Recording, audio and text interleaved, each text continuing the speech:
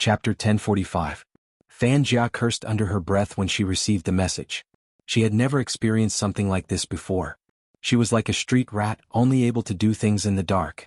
Her original plan had been perfect, but from today onwards, everything seemed to have collapsed. Until now, Fan Jia still didn't know what exactly went wrong. Now it was too late to think about it. She had to think of a way to leave the country. Once she reached the Golden Triangle, she would make a comeback. Got it? Fan Jia shot back viciously. Even after replying, she still felt indignant. She couldn't leave just like that. Even if she left, she had to make sure the youngster around Chinamo would never be able to recover. Fan Jia's eyes dimmed. She glanced at the busy traffic, whipped out her phone, and dialed a number. The person on the other end of the line wasn't anyone else. It was Fu Ximing, who had lost all his shares.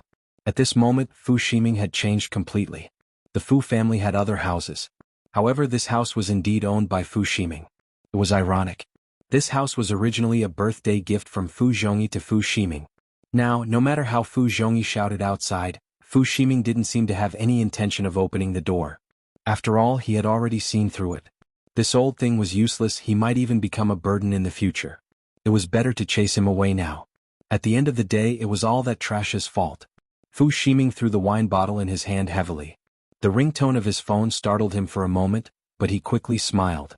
Ever since he lost his power, there weren't many people who called him. Fu Ximing let out a drunken burp and pressed the call button. Do you want to destroy your brother? It was a girl's voice. Fu Ximing frowned. Who are you? Who I am isn't important. What's important is the question I asked you just now. Of course, Fu Ximing wanted to take revenge. He wanted to trample on the trash who had humiliated him. Make a trip to the prison and try to find your mother. From what I know, your mother has a secret that can destroy that person. The secret seems to be related to your brother. It has to be said by your father for it to be believable. I'm not sure what the secret is. I wanted to do it myself, but now that I'm leaving the country, I can't destroy that person with my own hands. It's up to you whether you want to continue. After finishing this sentence, Fan Jia hung up the phone. She had to find a way to sneak in as soon as possible. Fu Ximing seemed to have woken up from his drunken stupor. He was stunned for a while. Without any hesitation, he strode toward the door. He really didn't expect that old thing to still have some use. After Fu Ximing opened the door, he immediately changed his expression and looked at Fu Zhongyi, who was about to have a heat stroke. Dad, I was in a bad mood just now. Come in quickly, I'm sorry. He didn't know if it was because he had been through too much. Fu Zhongyi yearned for this bit of warmth. Besides, he needed a place to stay. He sighed. Dad doesn't blame you, it's all that ungrateful son's fault. Chapter 1046. What is it? As long as he could destroy that unfilial son, Fu Zhongyi was willing to do anything. The person Fu Zhongyi hated the most right now was this little brat who had stolen everything from his hands. Fu Ximing lowered his voice. I just received a call. The other party said that as long as you can get in touch with my mom and get you to reveal a secret, Big Brother's life will be over. Fu Zhongyi tightened his sweaty shirt, seemingly coming to a decision. I still have a card, think of a way to send it in and meet your mom. Okay. Fu Ximing agreed, but inside he was sneering. This old man was really cautious. If it hadn't been for this, he wouldn't have known that he had another card. The father and son were separated by their bellies, but they appeared calm. Fu Ximing even prepared a hot shower for Fu Zhongyi so that he could have a good rest before looking for his mom. He wasn't thinking the same way anymore. Fu Ximing knew that if there was a way to get rid of that trash, by then Fu Zhongyi would still be the one in power. Hence he had to suck up to the old man first. Time trickled by. On the other side, Wang Chuanlei heaved a sigh of relief when he received Fan Jia's message. He knew very well that the Key Case Investigation Unit had already started an internal investigation. In fact, no one was safe. Even he was probably under suspicion. Especially after the meeting, he could feel the tension in the situation. Perhaps it was time for him to stop. Wang Chuanlei leaned back. He had to find a chance to leave the country. He couldn't stay in the country any longer. Fortunately, he was smart enough. The crime squad had been like this all these years. And that young Master Qin was a criminal psychologist. Once Smith arrived, he wouldn't have the right to speak. Wang Chuanlei's fingers moved again. Next, as long as he arranged for the inspection side, this matter would be done without anyone knowing. Just like how he had dealt with Rao back then. However, he hadn't expected something to happen. Out of nowhere, a car drifted beautifully, stopping in the middle of the road with a loud roar. Wang Chuanlei felt the car brake. Before he could delete the message, his head hit the back of the chair in front of him. What's going on? Wang Chuanlei's first reaction was to yell at the driver. The driver's entire body was pressed against the steering wheel. His face was pale as he looked at the 4 sports cars in front of him. His voice was trembling. Front, what's in front? Wang Chuanlei sat up straight and looked ahead. 4 men dressed in camouflage uniforms stood in front of him. Each of them had different looks, but they were full of masculinity. All the cars stopped at this moment. One of them carried a sniper rifle on his shoulder. In the country, people who were not part of the special forces were not allowed to carry guns. In other words, they were from the special forces. In that instant, Wang Chuanlei felt an unprecedented sense of panic. He grabbed the leather seat, his whole body a little stiff. Wait a minute. Don't scare yourself. Maybe it was just the special forces that needed his cooperation. Chapter 1047. But the next second, Wang Chuanlei's thoughts were crushed. Because right behind his car, there was another car coming towards him. It was much more inconspicuous than the sports car. But it didn't affect the huge boulder it threw. The person who stepped out of the car was none other than Xianxia. His hand was still wrapped in a white bandage and he stood tall and straight like a jade. Behind him were 4 sports cars. The camouflage uniform didn't match his suit. But this problem didn't seem to exist in front of Xianxia. Under the halo, he had pitch black hair, a straight back and a pair of deep, expressionless eyes. Every single point was telling the truth. He was a soldier of China. Are you coming out yourself or do I have to cuff you? That was Qianmo's first sentence. Bo Jiao supported her face with one hand as she sat in the Land Rover. Suddenly she broke into a devilish laugh. The Almighty's words were direct and clean. Unfortunately, the captured person didn't seem to have given up. Do you think you can slander whoever you want just because of the Qin family's power? Cuff me? Qianmo, you have to have evidence to catch someone. I'm staying quiet here and you're rushing out and causing such a huge commotion. Have you thought about the consequences? Wang Chuanlei knew he couldn't go out. If he did, he would definitely be photographed. This was the internet era. If he caused a commotion, his career would be over. But how could Qianmo allow him to hide like a tortoise? He immediately kicked the car. With his agile movements, the kick landed on the car with a loud clang. It was extremely ruthless. Wang Chuanlei shivered. If she had been in the car, she would have felt uneasy as well. But the Almighty's kick wasn't this strong in the past. Had he not used his full strength when he fought with her? It seemed like she had to re-evaluate the Almighty's strength. That way there wouldn't be any accidents during the kidnapping. Whether it was the people sitting on the bus or the people driving over, they all stuck their heads out at this time. Almost everyone stretched their necks and took pictures. After all, the scene was like a blockbuster movie and no one knew what was going on. However, the sudden appearance of 4 Special Forces soldiers in camouflage uniforms was a rare sight. It was so cool that people thought they were in a movie. Qianmo leaned over and placed his uninjured hand on the front of the car. He tilted his body slightly and looked at the driver in the driver's seat. He said domineeringly, "If he doesn't come down, you won't come down either?" By now, the driver had already understood what had happened. Something must have happened to the person he was following. He was so scared that his legs turned to jelly. He glanced at the rearview mirror. Wang Chuanlei's face was tense. "Sit down. Wait for someone to come." Waiting for someone to come? Qianmo lifted his bandaged left hand. There was a swoosh sound. The sniper standing behind him raised his gun and aimed it at the car. Qianmo glanced at the driver, his voice calm. "I'll ask you one last time. If he doesn't come down, are you not coming down either?" I'll go. The driver was so scared that even his voice was trembling. He opened the door with trembling hands, but his speed was astonishing. He had never seen such an unyielding method before. Chapter 1048. The door was open, which meant that he was no longer protected. But Wang Chuanlei believed that it wasn't the worst-case scenario. He sat there motionlessly. "I'll say it once more, I won't go out. Shoot if you dare." Wang Chuanlei refused to believe that Qianmo would be so arrogant as to open fire in public.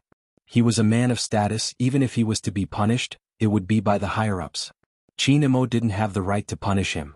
"You blocked my car and pointed a gun at my driver. If you don't give me an explanation, Qianmo, even if you are General Qin's son, I will not give in.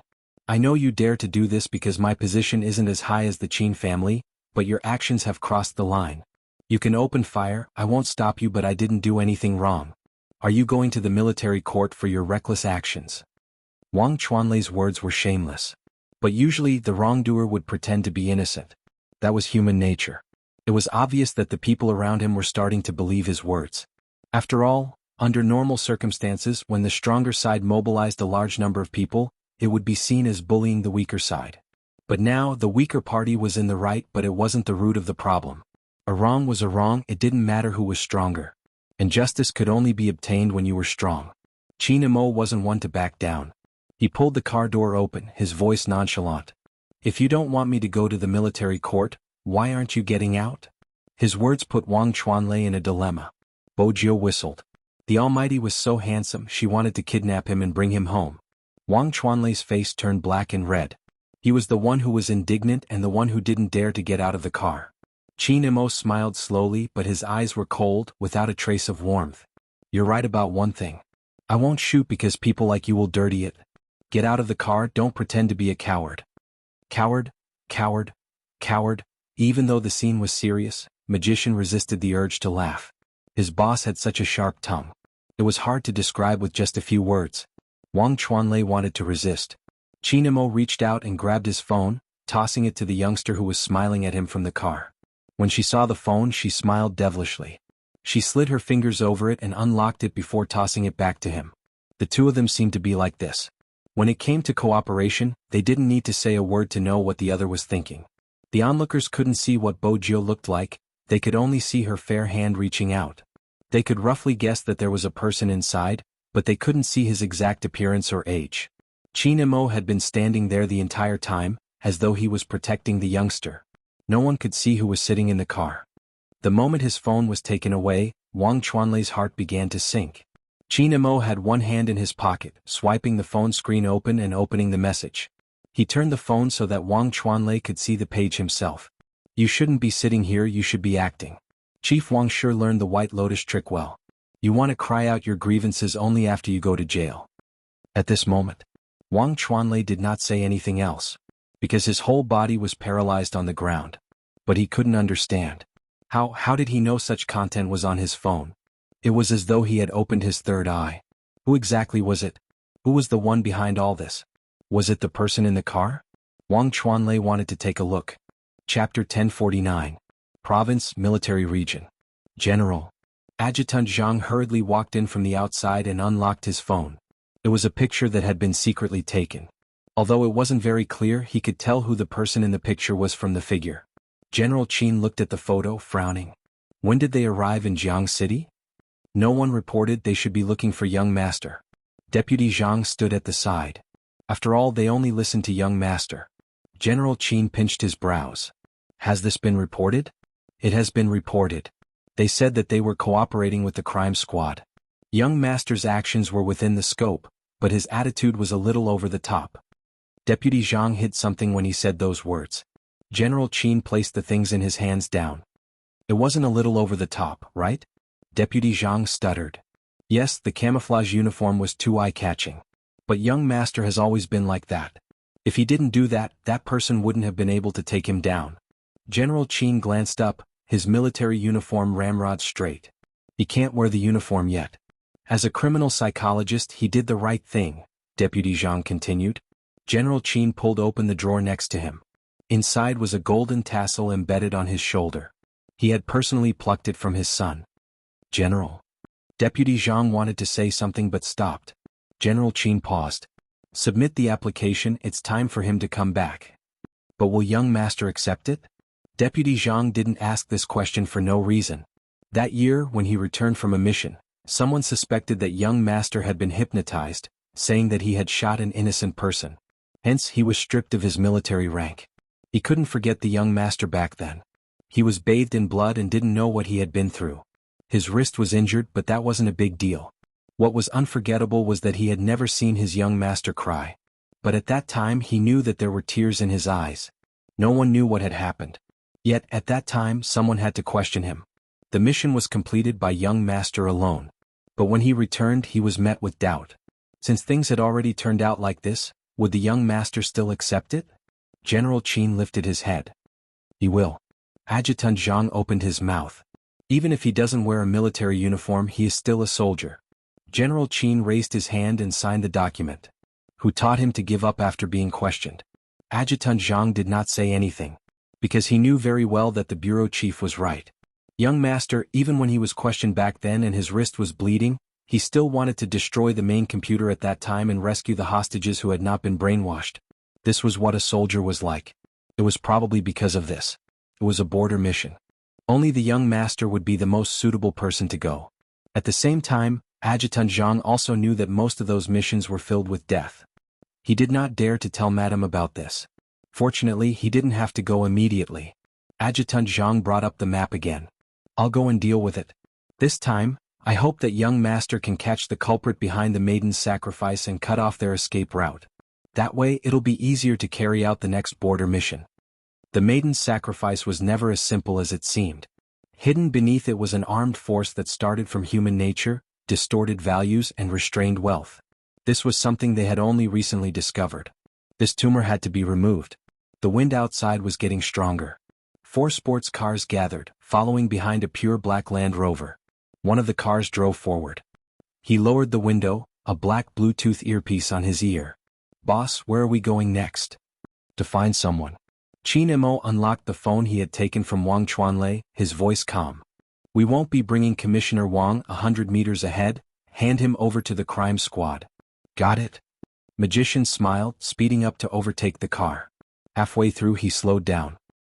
He seemed to have realized something, glancing at the silver-haired youngster in the car. Boss, why does he look so familiar? Bo Jiao had seen Magician before at the cinema when she was still an employee. Qin Mo glanced up, sweeping Magician a glance. You got the wrong person, send him over. Got the wrong person? Magician was still frowning, but in the next second he came to a realization. Was this the one that had turned his boss gay? He wanted to stop and watch, but his boss gave an order. Magician stepped on the accelerator with a regretful expression. When the car sped past, Wang Chuanlei finally had a chance to look at the person inside. He had thought about the person who had ruined their plans countless times. How would he look like?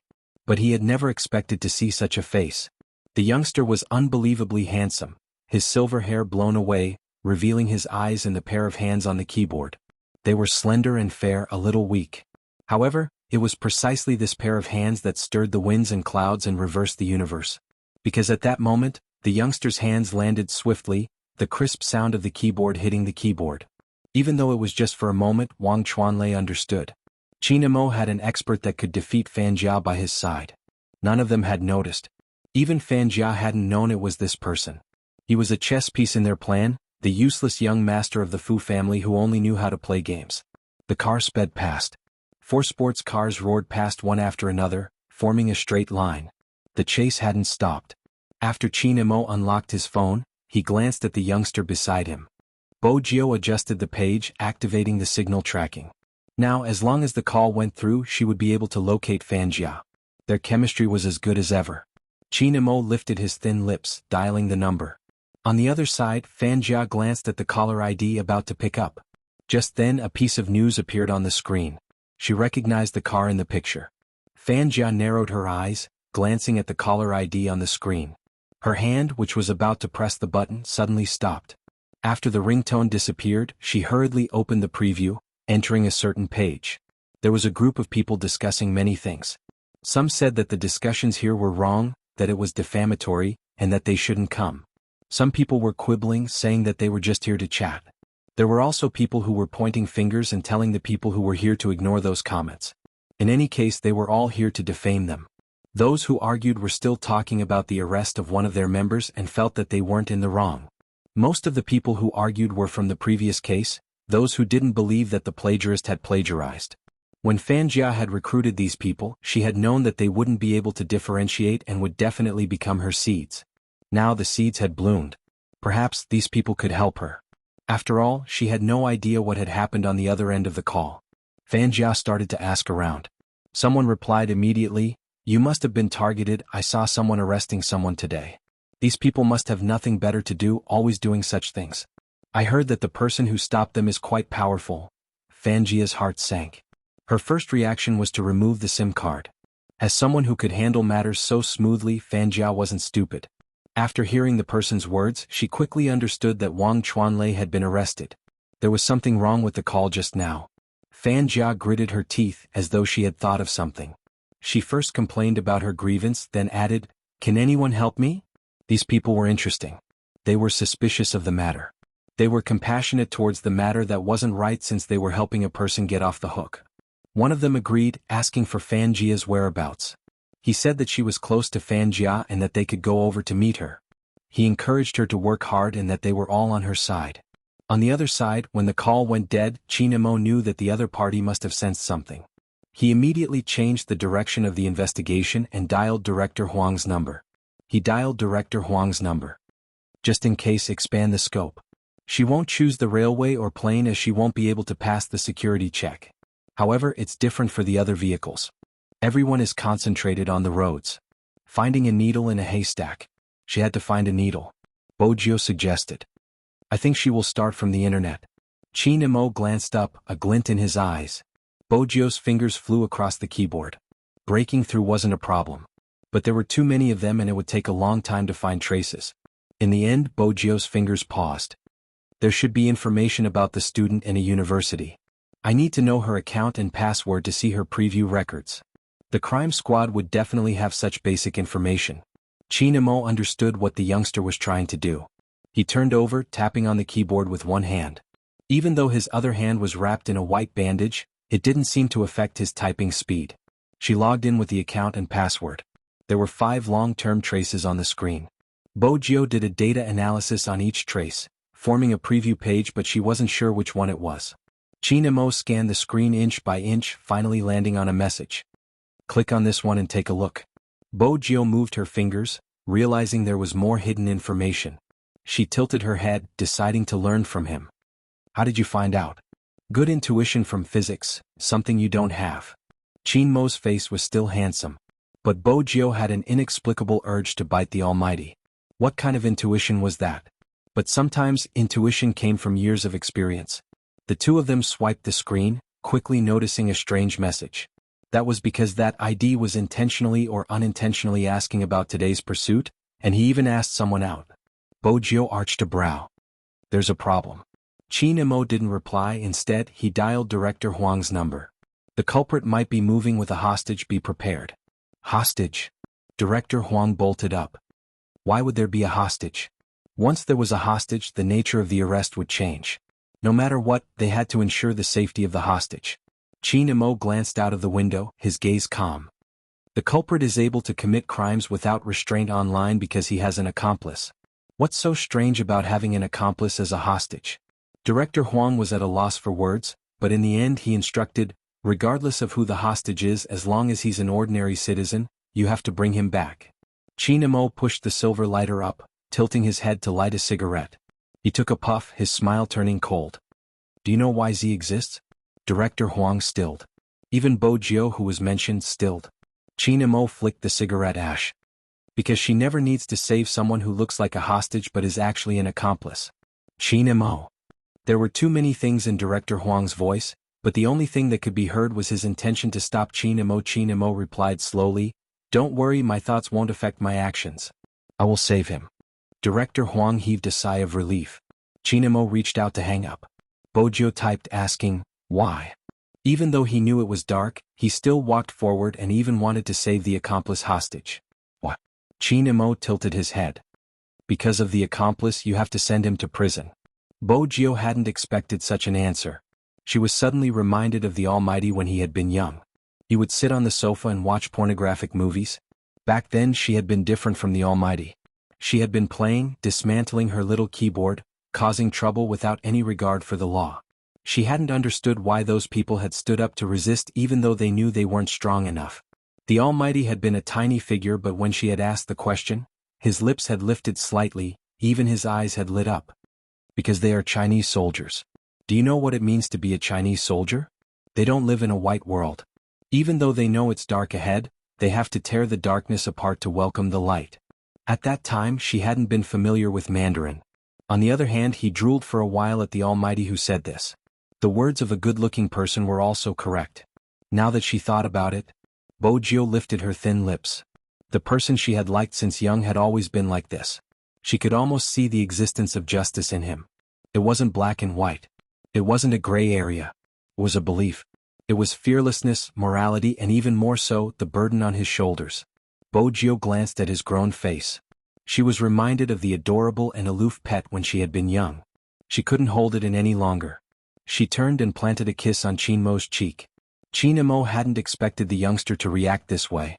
His commanding voice paused for a moment. When he turned, his gaze deepened. Bo Jiao admired the almighty's startled expression. She suddenly felt satisfied. She finally understood why those domineering CEOs in novels would tease their girlfriends at work. Chapter 1050. Bo Jiao's kiss wasn't a big deal. The second sports car that brushed past the Land Rover almost swerved. "Wolf, what's wrong with you? You almost crashed into me. Can't you watch? You can't even see my beautiful sports car. How are you going to shoot at the enemy in the future?" Magician treasured his car the most. Men's cars were all concubines, didn't they know that?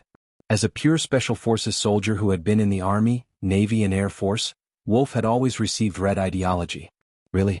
He had never seen someone like the youngster. Moreover, his boss was the one who had been kissed. He wanted to gossip. But he wasn't a gossipy person. In his heart, a pure-blooded man should not say anything. He had to be a man with a story in his heart. Hence, when Magician asked him what was wrong, Wolf could only reply. Wolf could only force out a sentence. "There's nothing. Drive." His fingers scratched the keyboard. Be a man, don't say anything. Today was destined to be an unwinnable battle. There wasn't the smoke of war that people talked about. But it was hidden in their daily lives. Cars were coming and going, and it was bustling with activity. Jianghu City was as congested as ever. The bus stopped on the dedicated lane. The weather was too hot, they couldn't even get on the taxi immediately. The best mode of transportation was the subway. But Fanjia couldn't take the subway. If there was a camera at the place where she bought her ticket, the video would be captured. Qinmo's guess was right. Fangjia chose to take a taxi. First, she let the taxi run around, and in the end she almost returned to the same place. She chose the most crowded KFC during the weekend to meet him. The person whom Fangjia had invited had arrived earlier than Fangjia. Both parties had sent photos. Fangjia didn't enter immediately. Instead, she observed the surroundings and smiled when she saw that there weren't any plainclothes officers. No matter how capable the crime squad was, they wouldn't be able to find someone she had randomly chosen. "Have you waited long?" Fangjia maintained her cute and approachable image in front of others. She sat there with a cup of Coke in her hand. It was a girl. She wasn't old and considered herself to be mature. The more she looked at Fangjia, the more she felt like she was going to tell her everything. "I really don't understand why they're chasing us so relentlessly." When that person spoke, he added a helpless tone. "There's no end to the case and it's causing such a big commotion. It's the same for our big boss's case as well. They insist on claiming plagiarism, but aren't they still fighting the lawsuit now? If they claim plagiarism because the plot is similar, then wouldn't all the books in the future be plagiarism? Initially, I quite like both books, but seeing how things have turned out, I really don't feel good." She shook her head. "I'm not sure either." "Forget it, what do you need my help with?" The man smiled and said, "Don't worry, we all support you." Fangjia glanced up at the people who were looking at her. She put on her hat again. "A little, I bought you some Coke. Have a sip and I'll tell you." "Yes, it's fine." After taking a sip of the cola, the girl felt refreshed. After all, the weather was so hot. Fangjia smiled and said something to her in a low voice. No one saw that the girl's eyes gradually became a little hazy. Then she didn't even know that she stood up on her own. Fangjia led the girl forward, her left hand on the girl's shoulder. The girl yawned continuously until Fangjia led the girl into the taxi. Only then did she wake up a little. "Where are we going?" "We're going to sing." Fangia's voice was very slow. "If you're tired, take a nap first. I'll wake you up when we arrive." The girl didn't know why, but after hearing Fangia's words, her eyelids started to feel heavy. In a short while, she fell asleep in the back seat. In such a situation, the taxi driver wouldn't notice anything amiss. Fangjia took out some cash and got the driver to drive to another small county. Although the county was small, it was near the sea and there were many illegal immigrants. It was a short drive, which meant that as long as they reached there, Fangjia would be able to leave the country successfully. Just to be sure, she had found a hostage and a ticking time bomb. Tying her to this person would at least buy her some time to escape. Fangjia first dragged the girl to the top of a building that was being demolished. Just as she was about to set everything up, the girl's phone rang. It was the girl's mother. Fangjia wanted to let her know what she was up to. Hence, she picked up the call without hesitation. Unexpectedly, a familiar deep voice came through. "Fangjia, all right?" The voice was noble and indifferent, without a hint of warmth. Fangia's fingers stilled.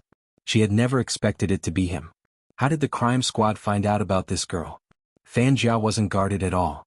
At this moment she didn't know that Qin Mo was beside her. A silver-haired youngster's fingers were on the keyboard, her hair floating in the air as she typed out strings of code, hacking and hunting. Other than her hand speed, it was also her way of thinking that had been nurtured since young. From the day Bo Jio turned 1 month old, she had followed the rules of the Chinese clan and started grabbing things. She had grabbed onto a small keyboard and wouldn't let go. In the end, when she was a few years old, she managed to hack into an ATM machine. This meant that she was born to be a hacker. From then on, the hacker world had the strongest young lord. She pressed the spacebar and confirmed the tracking. Bo Jio glanced up, giving him an OK sign. The entire process took less than 20 seconds. Just as Fanjia was about to escape, her expression darkened. When she glanced at the time bomb at the side, she calmed down.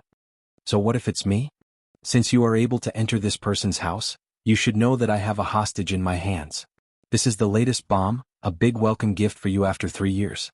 I'll leave the phone here. It'll be a good opportunity for the parents to see their daughter's final appearance, don't you think so? Alright, let me tell you something, this person is an accomplice in the maiden's sacrifice case. Alright, it's time for you to make a choice. Are you here to catch me, the real culprit, or are you here to save an accomplice? The girl's mother was listening at the side. When she heard this, she lost control and grabbed Qin Mo's hand. I beg you, save my daughter, I beg you. Qin Mo held onto his phone. According to procedure, the phone had to be on speaker at such a moment. Of course, Fanjia could hear the voice even though it was a little soft. It seems like the parents are at the side. How should I choose? Bo Jio sucked on the lollipop, watching as Qin Mo exerted strength in his injured hand. She reached out and blocked his fingers, her eyes turning dark. The girl's mother reached out to cover her face, repeating, I beg you, save my daughter. Since you aren't speaking, it seems like you don't want to save her. Fanjia took a step forward. This phone isn't bad, it's an Apple. In order to get this phone, the girl even flaunted it online. I've checked, her family isn't that well off. Her mother is really pitiful, she doesn't have any power in her family and could only watch her daughter die. The moment the girl's mother heard this, she snatched the phone over, glaring at Qin Mo with hatred as though he was the most evil person. Bo Jio froze. Before she could say anything, Qin Mo's voice rang out. Where is the location? Prepare for action. The girl's mother lowered her guard towards Qin Mo, starting to plead. You heard it, he chose to save my daughter, you heard it. Fanjia wasn't in the mood to listen to an old woman, hanging up the phone. In that instant, the room fell into silence. Qin Mo stood up and looked at the mother. His gaze swept past the white hair on her head that she had faked. His voice was neither fast nor slow. Just half a month ago, your daughter supported a plagiarist. The original author's mother is older than you. She stood outside the court, not knowing anything about the internet. She hugged her daughter's corpse and sued the heavens. The lawsuit has yet to end. Do you know why? Because there are countless people like your daughter who are accomplices. The mother stilled, tears welling up in her eyes. She watched as the tall figure walked out of the house. She wanted to say something, but something seemed to be stuck in her throat. Bo Jio glanced at the handsome and elegant face. In the end, she didn't get into the car. Instead, she closed the car door, flipped over the car, and headed towards the opposite side of the road. Before she left, she said, use your hands to save her, mine? What did she say in the end? Qin Mo didn't hear her clearly. When he pushed the car door open, he could only see the youngster's back view. In the alley of Old Jiang City, there were some old grandpas using the most primitive method to shave their hair.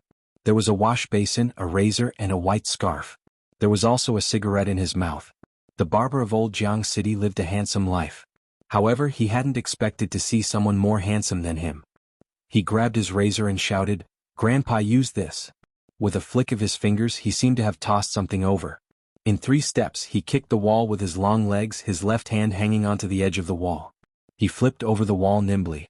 The old man who had his head shaved was stunned when he saw this scene. It was mainly because the kid had thrown something into his hands.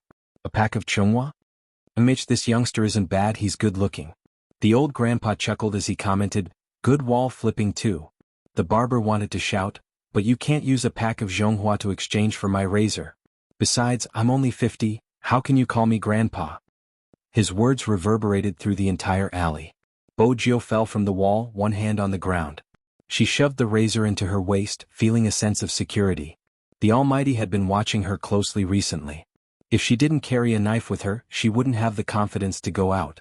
She glanced up and saw a kid wearing earphones, skateboarding. He was watching in shock as the person shoved the knife into his arms. What was wrong with him? Hey brother. Bojo had always been familiar with people. She walked over and placed a hand on the little boy's shoulder. The little boy chuckled and said, "Uncle, who's your brother?" Bojo. Did she look like an uncle to someone born in the 90s? Let's make a deal, handsome.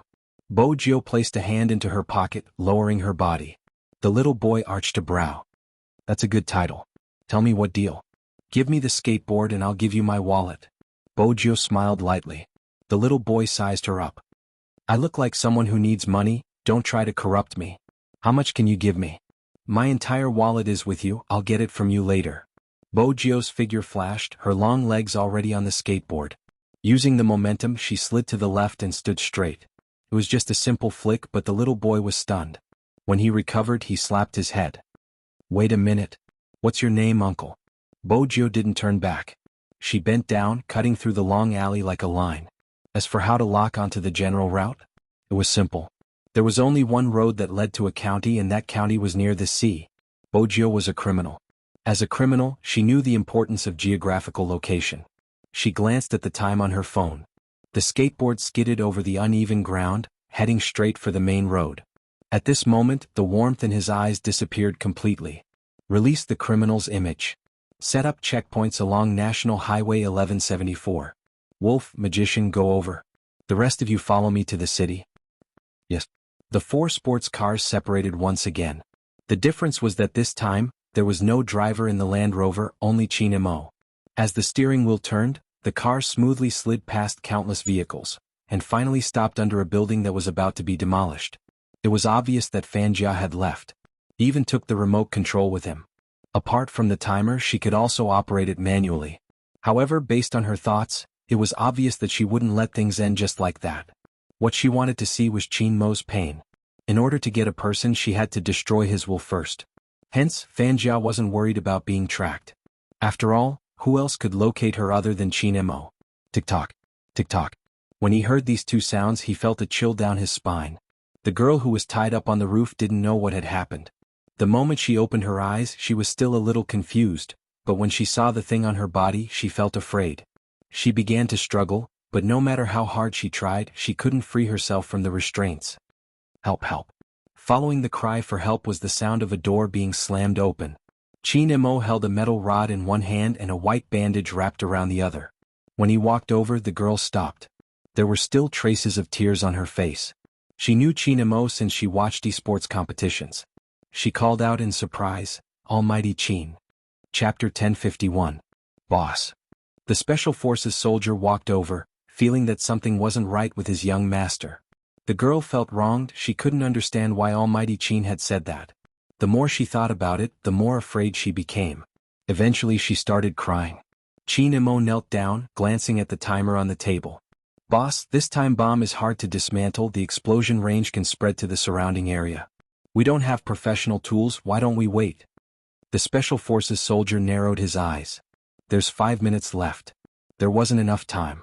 Pass me the military knife. Chinmo reached out, his side profile still handsome. Go down. Was he going to dismantle the bomb himself?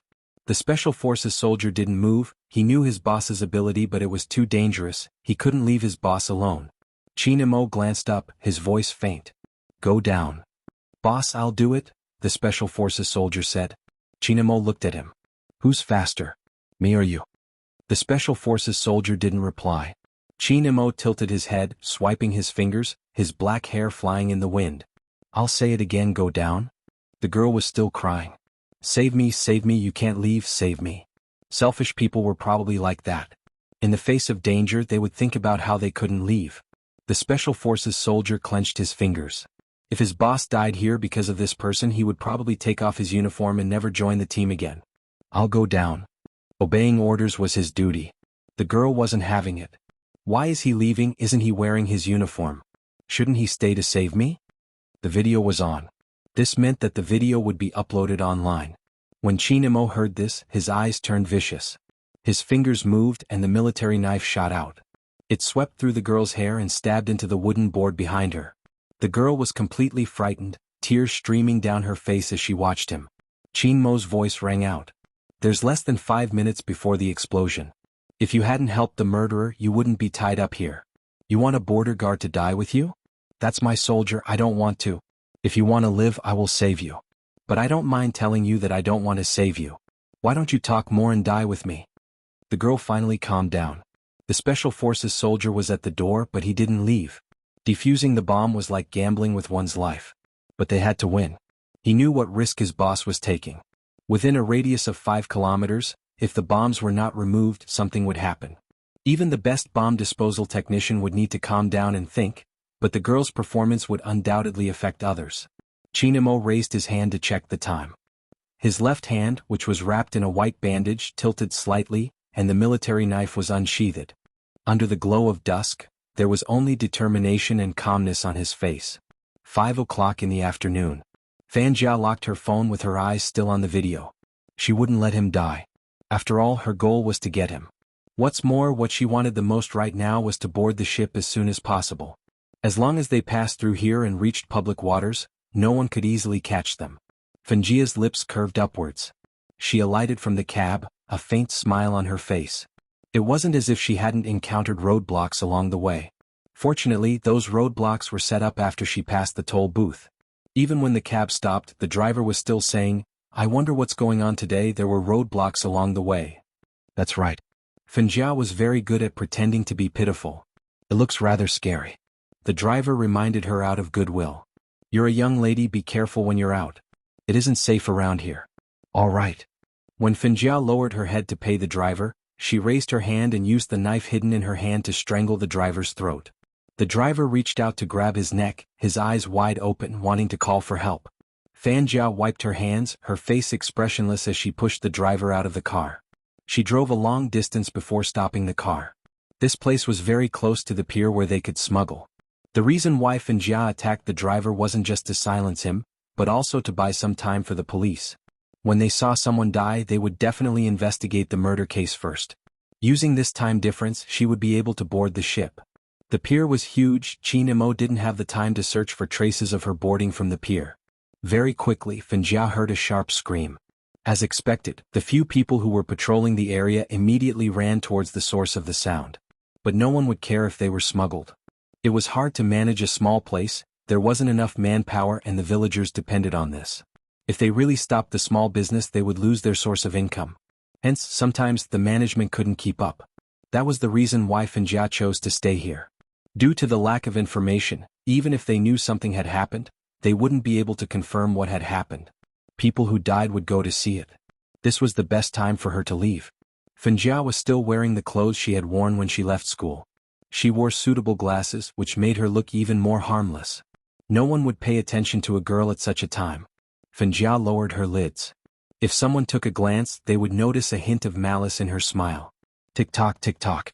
There was less than a minute left before the explosion. Xianxia tilted his head. Just as he was hesitating on whether to choose the red or blue thread, his fingers paused, picking out a golden thread. The golden thread was hidden deep. If one wasn't careful, they wouldn't be able to notice it. Fanjia retracted her gaze, not minding it. So what if he dismantled the bomb she had set up? Her ultimate goal was to escape. Fanjia lifted her bag, smiling cutely as she walked forward. Gotcha. The military knife fell. Xianxia broke the golden thread and the time stopped with his action. The frightened girl's body stiffened, and then she burst into tears again.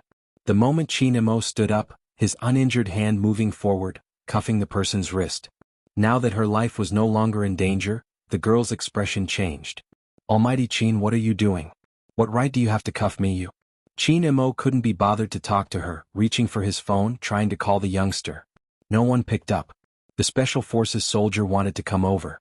Xianxia took large strides heading downstairs. The girl didn't let him go. What right do you have to cuff me? Scram. That one word meant that Xianxia's patience was at its limit. The girl was aggrieved, still about to cry. Xianxia had already slammed the metal door, heading downstairs at an alarming speed. The Special Forces soldier had only seen such a boss 3 years ago when he was on a mission at the border. He seemed to have forgotten that his hand was wrapped in bandages. The wheels slid across the tarmac, a terrifying screeching sound. The Special Forces soldier pressed his earpiece. Locate the boss and follow. What exactly had happened for the usually calm young master to even forget to give an order? The Special Forces soldier was in charge of sending her away. The girl didn't just refuse to cooperate, she even questioned if he had to give her an explanation for handcuffing her so casually. The Special Forces soldier couldn't handle such a situation, handing it over to Magician. Magician chuckled, his gaze cold. Why are you in such a hurry? I'll give you an explanation. When the time comes, I'll call your mom and all your classmates. I'll let them ask you why you helped a murderer escape. Magician chuckled. You don't have evidence and yet you say he's a murderer. The girl laughed coldly. Can you find evidence first? Magician arched a brow. Who do you think you are? Even if I have evidence, I won't show it to you. Saving someone like you is the greatest humiliation in my life. What should I do? Since I'm with young master, I have to follow his rules. You should be thankful that we're wearing military uniforms. When was that? A person had brought him back from the border. They were around the same age, but he was dressed in military green, his figure tall and straight. He had only told him one sentence. You're Chinese, I'll bring you back. Young master was the same as before, even though he had long put down his gun. But when he picked it up again, it was because he wanted to protect her. Magician felt that such a city wasn't suitable for people like them. After all, some people's actions and thoughts were chilling. The pervert who specialized in psychology had said that too. It's all thanks to young master. If it was anyone else, they would have changed after being chilled once, twice, or even the third time. That's probably bravery. No. The pervert laughed.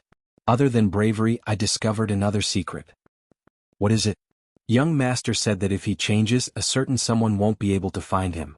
That person still needs him to take care of her at the right time. If not, she will only play with her little keyboard and lose herself. Hence, before that happens, he will always be like that. He asked who he was talking about. The pervert expressed that he didn't know either. These were all things he said when he was doing therapy for young master. From then on, young master didn't mention it again. Sometimes hard work wasn't scary. What was scary was that the person you saved wasn't worth saving. But this was the soldiers of China.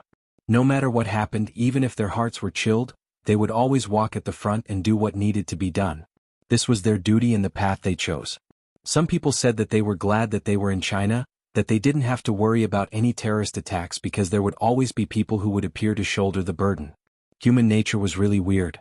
We directed the most evil towards those who stood up and wanted to fight against injustice. But we gave the kindest consideration to evil. Luckily, there would always be justice in this world. Because some hot blood was still hidden in the depths of our hearts. It was an existence that wouldn't be extinguished no matter what happened.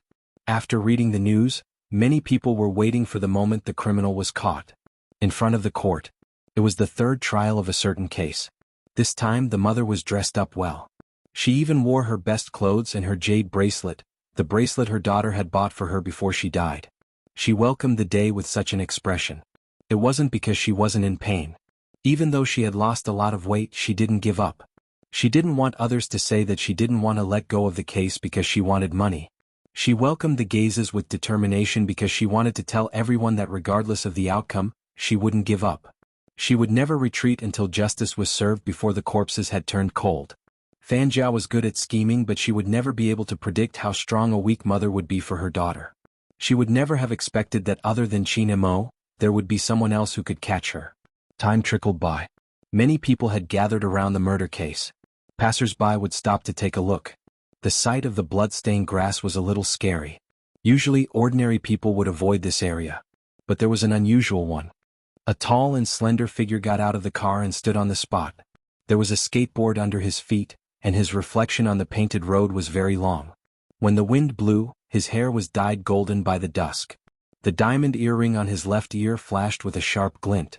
The figure watched for a while, trying to determine something. Then the skateboard turned around, swung its tail, and skated in another direction. At this hour, there were many people who wanted to cross the sea. After all, there was a small island in the middle of the sea on the other side of the pier. Those who lived on the island had to go back eventually. Fanjia walked among them, talking about the murder case with the people beside her. The more heated the discussion, the more attention she could divert. But when a middle-aged woman said, "I don't know what's wrong with people nowadays, they are different from us in the past. At least we know that there are some things we shouldn't do. Now we just have to pretend to be wronged after stealing and robbing. Murder is even more despicable. I hope we can catch the culprit as soon as possible." A vicious glint flashed across Fanjia's eyes. The boat was about to arrive and she couldn't reveal anything amiss. Once they were on the boat, she would throw anyone who dared to say such things off the boat and drown them in the sea. After an unknown period of time. Even a minute was a little slow for Fanjia, who was waiting to leave. Even though there wouldn't be any other changes, she wanted to leave as soon as possible just in case. Finally, she heard the sound of a boat. It was a rectangular boat, a little different from the usual speedboats used in the Golden Triangle. The speed of the boat was very fast. Once she boarded the boat, no one would be able to catch up to her. Fanjia believed that she would be able to return to the Golden Triangle soon. When she returned, no one would be able to stop her. The sound of the boat got closer. There were already people boarding the boat. After all, it was such a hot day, no one wanted to stay on the shore for long. It was Fanjia's turn. She sheathed her knife and smiled slowly. It was time to celebrate in advance. Chapter 1052. There was a loud swoosh. From the stairs not far away, something flew over with a sharp gust of wind, brushing past Fanjia's face. If Fanjia hadn't taken a step back at the last moment, Fanjia would have been dead. If Fanjia hadn't taken a step back at the last moment, that huge object would have landed on her face. But when it landed and spun, the crowd finally saw what it was. A skateboard? Fanjia's eyes dimmed. She lifted her head. Before anyone could react, the figure standing on the steps made a sharp somersault in the air, evaded the flow of people, and passed by handsomely. His feet stepped on the pile of stones beside the seaway as a fulcrum for the second time, and he gave a heavy kick. His action was so handsome that it made people dumbfounded. Under the light, Fanjia saw a youngster, her silvery hair falling with the sea breeze. She wore a black mask as she walked towards her. The youngster's dark red t-shirt puffed up in the sea breeze, revealing the fair skin around her waist. The lines were beautiful and eye-catching. Who was it? Fanjia narrowed her eyes. She couldn't see the person's face, but deep down she knew he was coming for her. With a tug, she grabbed the middle-aged woman beside her and pushed her forcefully. Ah! In an instant, screams filled the entire pier. Someone fell into the sea. The moment the words left her mouth, the crowd descended into chaos. Fanjia knew that she wouldn't be able to escape no matter who the culprit was. She glanced at the fearful faces of the people present and shrunk back into the boat, pretending to be afraid. It's the killer from the coast. Leave, everyone, leave. At such a moment, the paler her expression was, the more sympathy she could garner. Furthermore, it was a pitiful sight. Since ancient times, no one had a good impression of someone who came with a menacing aura. On the contrary, the person who acted pitiful would put up a facade, even if they had evil intentions. Hence, when the crowd heard Fanjia's words, their gazes towards Bojio changed. With the mask on her face, they didn't see her as a good person. Instead, they avoided the tall youngster as though she was the plague. They boarded the boat in a panic. The boat wasn't big, it only had a small deck. Hurry up and sail. It was obvious that everyone was afraid. With Fanjia's shout, the pilot instinctively did as he was told. The scene was extremely chaotic. Bojio watched as the ship started to move. Her dark gaze swept over the propellers that were about to sink. Her fingers moved. It was the razor she had taken from the old man in the alley. Using the force of his body to the side, he avoided the crowd and directly stabbed the ship's propeller, getting stuck on the ship's wheel. After hearing 3 tut-tut-tut sounds, even with the engine roaring, the ship was unable to move forward immediately. Bojio made use of the time difference to leap and land on the deck. The people on the boat picked up whatever they had on them. Survival was everyone's instinct. But at the same time, cowardice was also an instinct of everyone. Even if someone was holding a metal rod from the ship, he didn't dare to swing it directly. Instead, he threw it over. Originally, it was aimed at the youngster's head. The youngster tilted her head, twisting her legs to catch the metal rod. Then she stood up nimbly. She was so fast that no one could see her movements clearly. Bojio was already standing there. Her left hand was cut because she had thrown the razor. Fresh blood flowed down her fingers. Her right hand was holding onto a metal rod. Her handsome face was covered by a black mask, revealing only a pair of black and white eyes. She had black earrings, a red t-shirt, and silver hair.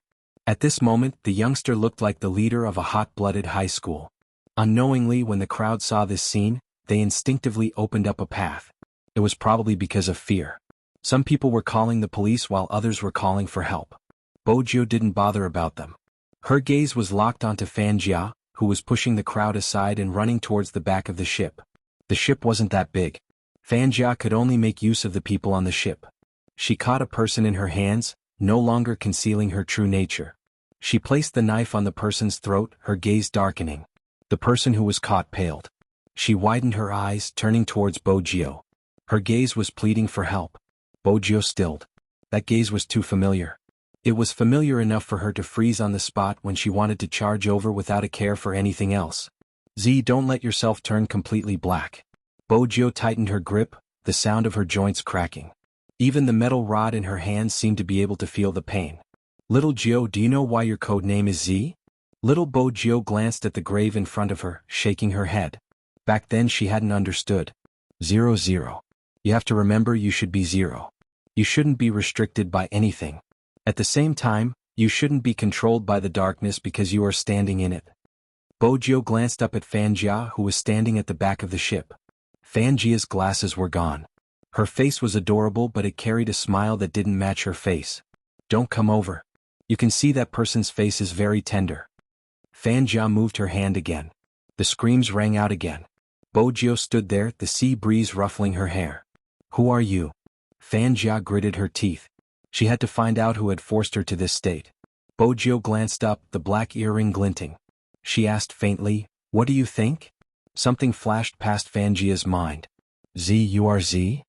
I should praise you for being able to recognize me after impersonating me for so long. Aren't you shameless? Bojio maintained her carefree attitude, but her eyes scanned the surroundings. Fanjia smirked. So it's you. Your name is so useful. Some of my supporters don't care if I'm the real Z. What? You can't take it anymore after I snatched your halo? Halo? Bojio played with the word, her lips lifting. I'm not interested in being supported by a bunch of idiots. If you want, I'll give it to you. Fanjia's gaze dimmed. You're still so arrogant. I advise you to put down the metal rod in your hand. Otherwise I'll kill her. Since you're here, I'll say you killed her. Who asked you to not save her? That explains why my dad always says it's easier to be a bad person than a good person. Bojio tapped the side of the boat with the metal rod. With a loud bang, she straightened the rod and pointed the other end at Fanjia. Her aura was unstoppable, but her voice was filled with laughter. Do you think I'm like China Mo, choosing between the two? Don't forget, you're a criminal and so am I. Fanjia's expression changed. She had never expected Z to do this to her. She watched as the youngster walked towards her. With every step, Fanjia's expression changed. The girl held hostage by Fanjia had tears in her eyes. She didn't say a word, but her eyes were lowered as though she was trying to say something. She watched the youngster who could possibly save her. Her gaze wavered. She couldn't even hear the cry for help. Fanjia saw that this path wasn't going to work and started to have other thoughts. She moved her fingers, taking something out. Taking advantage of this gap, Bojio exerted strength in her wrist, lifting the metal rod and throwing it towards Fanjia. In order to avoid the strong impact, Fanjia had to let go of the girl she was holding. This way the girl's head would definitely hit the wrench of the boat. The girl's eyes were shut. But in the blink of an eye, the youngster, who everyone thought was going to continue attacking, suddenly turned around. Her injured right hand held onto the girl's hand. Then she pulled the hostage over. The youngster arched her body, her back pressing heavily against the wrench, using her body to block most of the impact. The girl looked at the youngster in disbelief. Then she glanced down at his bleeding hand. Something flickered in her eyes. But the youngster didn't even wait for her to thank him. He stood up and dashed into the distance. But at this moment, Bojio had already distanced herself from Fanjia. There was a small boat in that direction. There was only a fisherman on the boat. It was easy for Fanjia to deal with him. The moment she jumped over, she kicked him into the sea. Bojio wanted to jump over, but the next second she froze. Fanjia turned the rudder of the small boat and smiled. It seems like criminals are different. You can't be more ruthless than me, Z. Across the sea. Bojio stood at the bow of the boat and watched Fanjia. Fanjia's smile deepened. I'll give you the last time bomb. Are you coming to catch me or are you staying to save these people? It seems like you can only choose the latter. Bojio lowered her lids and shifted her long legs. She glanced at the bomb before glancing up at Fanjia. Your knife was used to stop the ship from leaving. Even the metal rod was used to save people. Z, you should just be a criminal. Why did you have to save people? It's so fake. After Fanjia said this, she turned the rudder and started the small ship. Fanjia's eyes lit up. She looked at the small ship and said, Z, you're an all-rounder. You need tools to defuse a bomb, right? Even the metal rod was used to save people. Bojio glanced back. There were many people standing behind her. They were defenseless, looking at her as though they were about to tear up. She glanced at Fanjia. A little boy appeared in front of her. Do you know what it means to be a Chinese soldier? A Chinese soldier knows that even if there's darkness ahead, he will tear it apart to welcome the light. Bojio retracted her long legs and squatted down. She looked at the time bomb in front of her. It was obvious that Fanjia hadn't given anyone any extra time. From the moment she had decided on the time, she had decided to let Z die here as well. The countdown was less than 30 seconds. Tick-tock, tick-tock. The sound was accompanied by the sea breeze. Every beat seemed to be forcing everyone's heart. Despair that had never been seen before swept across everyone's face. There was a mother and son on the boat. The child was carried on the back of the mother's bamboo basket. He didn't know what was happening and was crying loudly. Bojio retracted her gaze. Fanjia was right. She had nothing left. She narrowed her eyes and observed the destructive power of the bomb. It was a small bomb. Even if it wasn't powerful, it would be able to kill half of the people on the boat the moment it exploded. Those who were strong and could swim started to jump off the boat. There were only a few women and children left on the boat. Bojio clenched her fists. She seemed to have thought of something.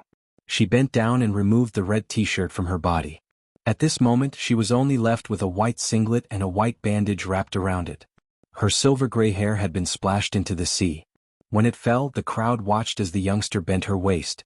Everyone could only see the young man bending his waist, the lines of his back beautiful. His t-shirt was wrapped around the bomb. Then he reached out and pulled something over. Then, with a sweep of his long legs, he shouted, "Everyone retreat." Tick-tock, tick-tock. It was the last 5 seconds. The youngster placed the metal piece in front of her chest. She exerted strength in her legs. There was a loud explosion in midair. Then she fell into the sea.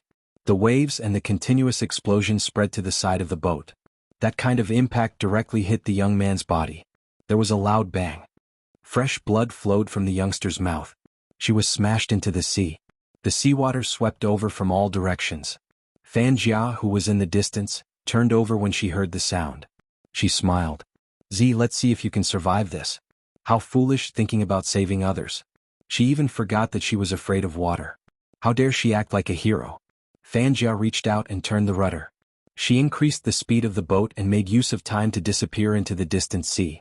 When the explosion happened, everyone's ears were ringing. Fragments of the red t-shirt could be vaguely seen on the burning sea surface that the red t-shirt had been reduced to pieces.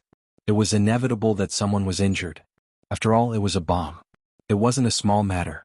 Fortunately, the boat wasn't destroyed. There was enough space for rescue. Everyone was still alive even if they were exhausted. The people who survived the disaster started to tear up. The only one missing was the youngster who had bent over and taken off his t-shirt. He was wearing a mask. There was a moment of silence in the air. Everyone looked at each other. They didn't know what to say at this moment. Or rather, nothing was right. It wasn't right to treat that person as a criminal. It was even more wrong to not be able to differentiate the person with the worst illness. It was impossible not to feel guilty. When the girl touched the blood on her hands, she looked at the surface of the sea. Tears flowed from her eyes. She wanted the youngster who had decided to sacrifice his life to save them to come back. Chapter 1053. The flames continued to burn. Even the seawater started to churn. The mother who was carrying the child carried him up and placed her palms together. She probably heard the deepest wish in everyone's heart. Suddenly a wave surged. The silver-haired youngster was holding onto a piece of wreckage.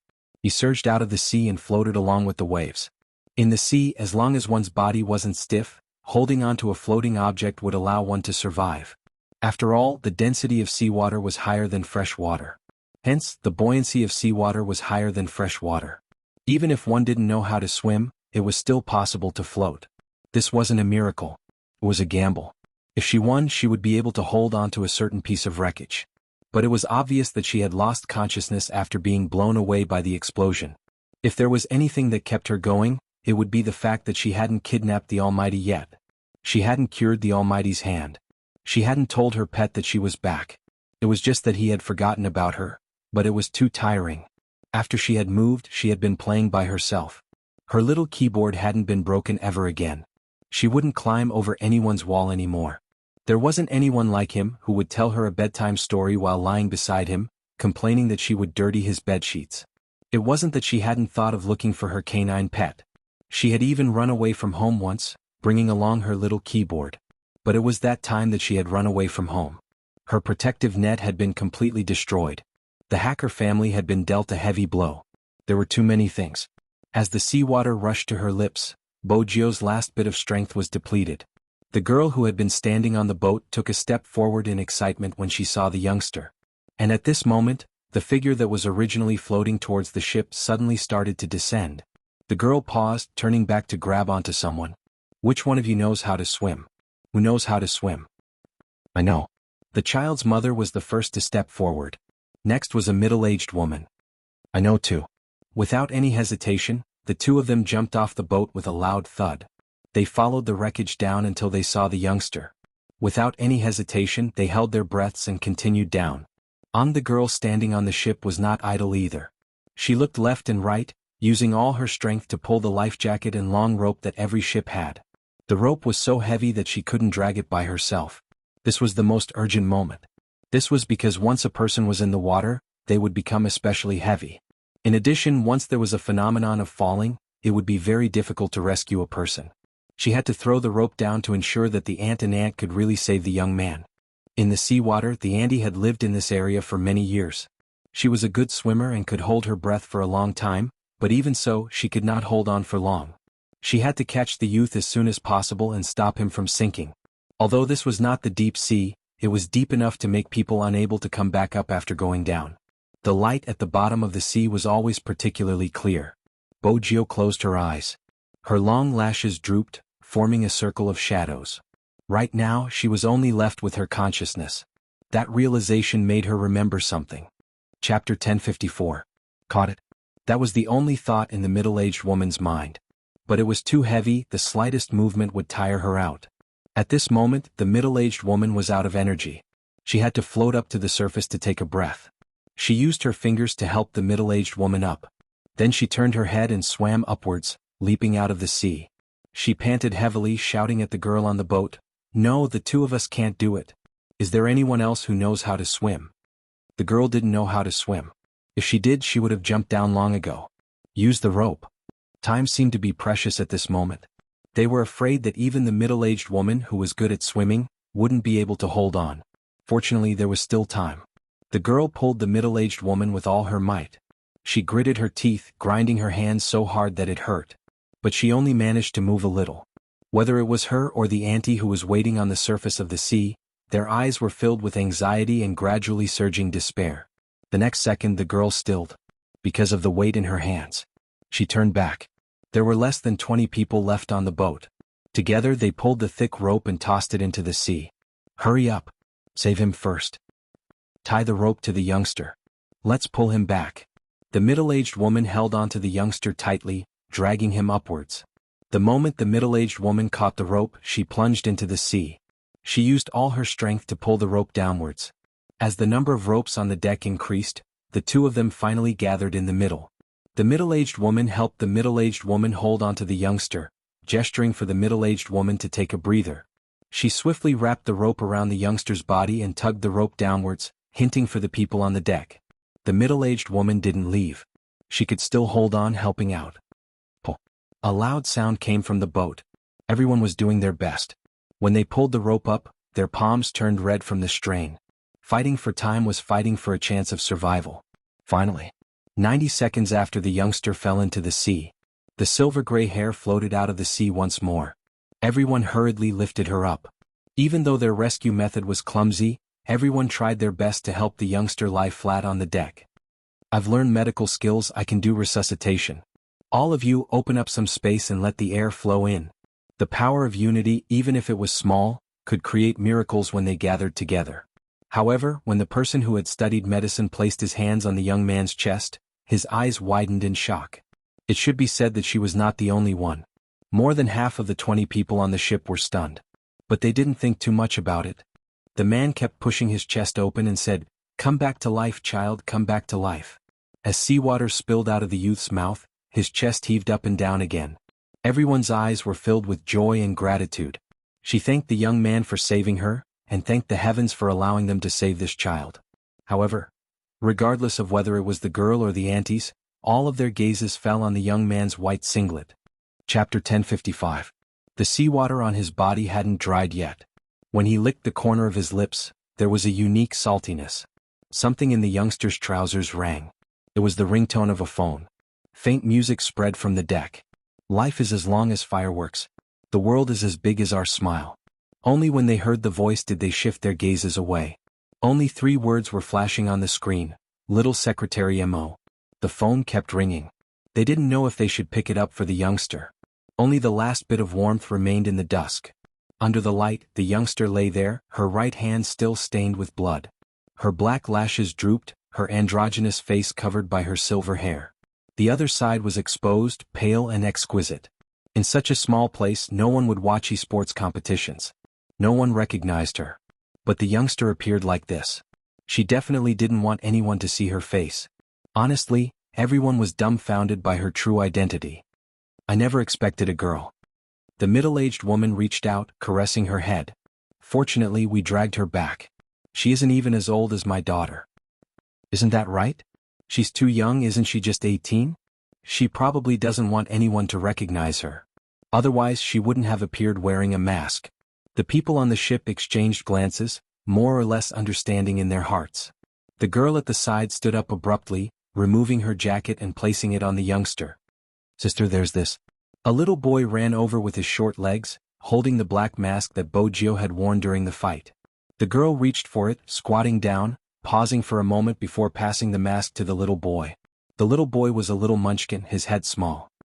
He glanced at his mother before lowering his head seriously, placing the mask back on the youngster's face. Brother, you're so handsome. The people at the side couldn't help chuckling when they heard the childish voice. It's sister. He's obviously brother, I'll be as handsome when I grow up. The little boy used his fingers to caress Bojio's face. Why isn't brother awake yet? She's too tired and needs to rest. This was the person who had performed the resuscitation. She reached out and caressed the little boy's head.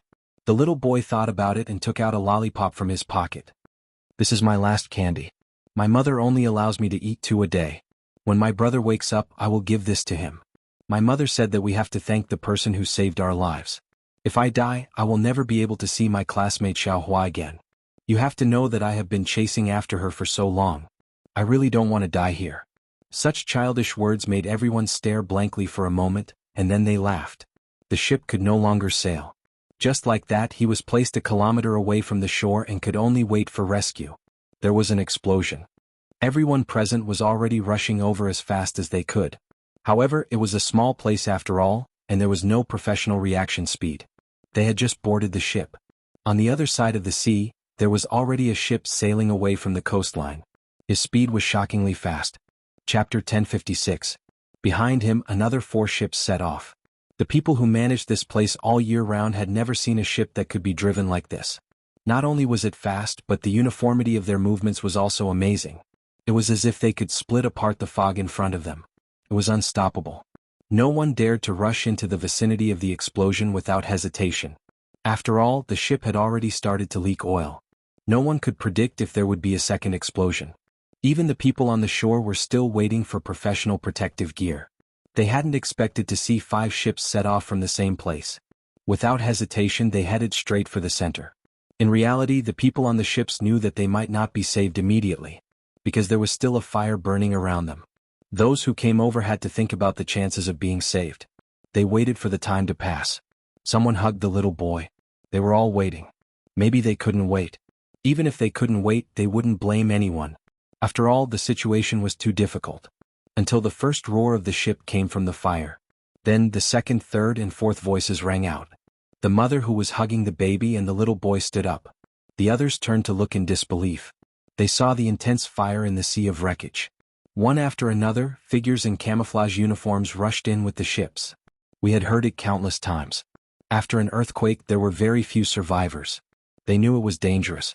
Some people had even given up on living. However, at this moment, streaks of military green fell from the sky and changed everything. They weren't abandoned. Even in a dangerous situation, there was still a streak of military green that didn't fear the wind and rain. The people stood up. Only those who had experienced it personally would understand how touching it was. Chinamo was the first to jump onto the deck. The girl beside him noticed that his hand was still wrapped in bandages. No one knew why. Although there were only 5 of them, as long as he saw the clothes they were wearing, his heart inexplicably calmed down. At this moment, Xianxia wasn't calm anymore.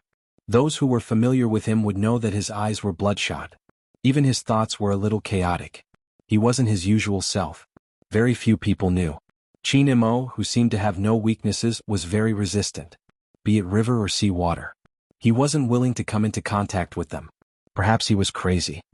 He had always been strong, but the moment he boarded the boat, the first thing he said was, "Have you seen little Bojio?" No one knew how many times he had repeated this form of address in the deepest part of his consciousness. "Have you seen little Bojio?" The middle-aged woman at the side looked at the handsome, pale face of the newcomer and suddenly realized something. She turned around and several people made way for him. "Are you looking for this child?" When Xianxia heard that, he turned around abruptly. His gaze fell on the other end of the deck. There was a young man lying there. His hair was wet and stuck to the back of his ear, revealing the black earring that symbolized his identity. The young man looked very quiet, and the side of his face was plated with a layer of light. Chapter 1057. When he saw this scene, Xianxia's Adam's apple moved. Xianxia's Adam's apple moved. Something tugged at his heart, reminding him of the emptiness he couldn't grasp when he had reached out his hand. His head felt as though it was about to explode. There was a voice that told him. The most important person to him was no longer around. In the depths of his memory. "Momo, do you want to drink water? I don't know how to cook, but I know how to pour water. Tell me, how much money do you want before you admit that you're mine? I'm very rich and I can give you everything." "Momo, do you want to drink water?" Momo's eyes lit up. "Momo, do you want to drink water?" "Idiot, shut up." He could ignore everyone, but he couldn't ignore the person who always liked to play with the little keyboard in front of him. His ears turned red, but he was afraid that his illness would be transmitted to her. However, the feeling of being hugged was too good. He didn't want to let this person go. He stretched out his hand and grabbed the man. As long as she was by his side, it would be fine. As long as the person who had turned his world upside down was still by his side.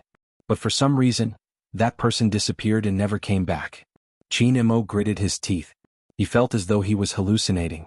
After shaking off some things, his deep and dark eyes regained their clarity.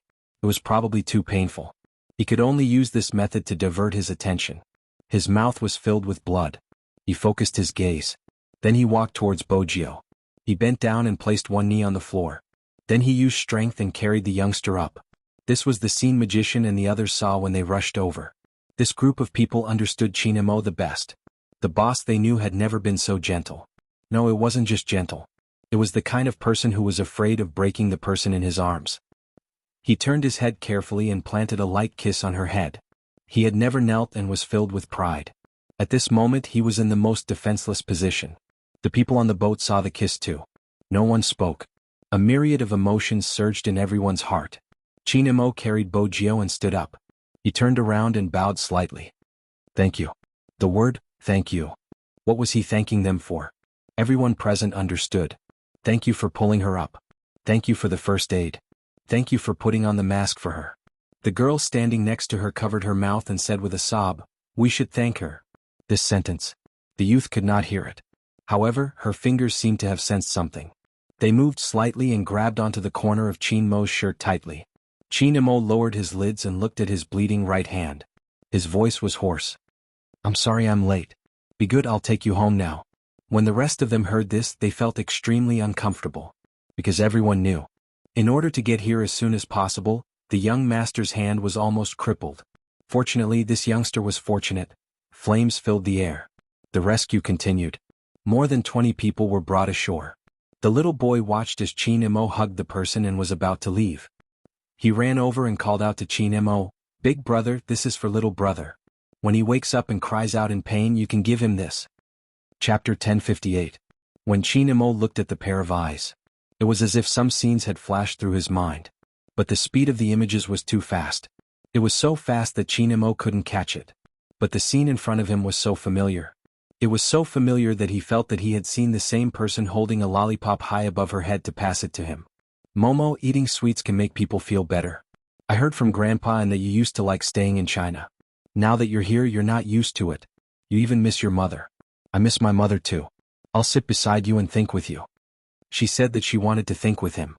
In the end, the small figure glanced at the candy in her hand and then at him. Momo. Speak. We'll think while eating the candy. It's sweet. Okay. I'll help you open the wrapper and feed it to you. No need. Why? Those movies on TV are all about domineering CEOs feeding their secretaries. Why don't you try looking at those messy things again?